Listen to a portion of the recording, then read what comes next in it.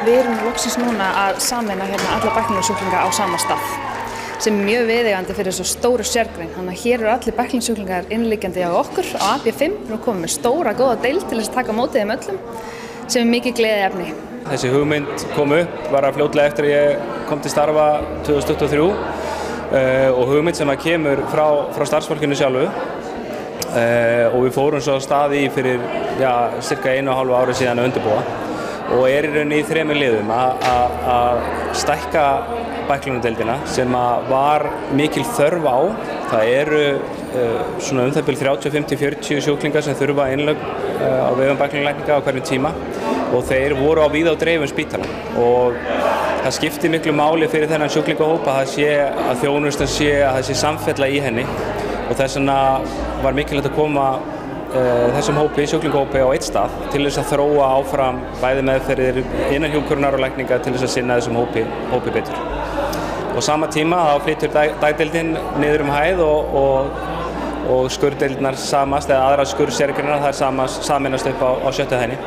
Við erum þá hérna á B6, nýrri skurðlækningadeild og það er þá verið að sameina 4 sérgreinar og það er þá heil og tauga, hálsnef og eyrna, lít og bruna og æðaskurðdeild.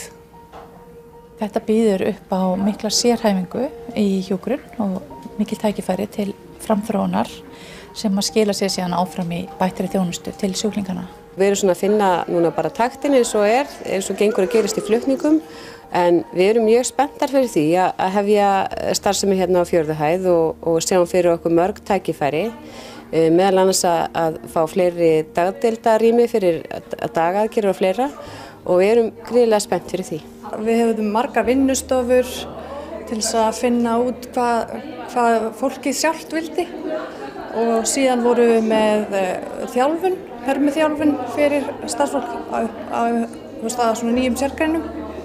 Ég er bara svo ótrúlega þakklátt fyrir hvernig teymið okkar í rauninni myndaðist. Við byrjum sem lítill hópur og sem kannski þekktumst ekkert svolítið vel í byrjun og svo erum við orðin ótrúlega sterk í dag og það var rosa fallegt að sjá þessa samvinnu þróast og sjá bara hvað Landspítalinn er stórt hjól í rauninni. Þetta er svona eins og tannhjól og maður kannski gerir sér ekki grein fyrir því fyrir maður fer að skyggnast undir húddið þarf margt að ganga upp til þess að Landspítalinn virki í heild.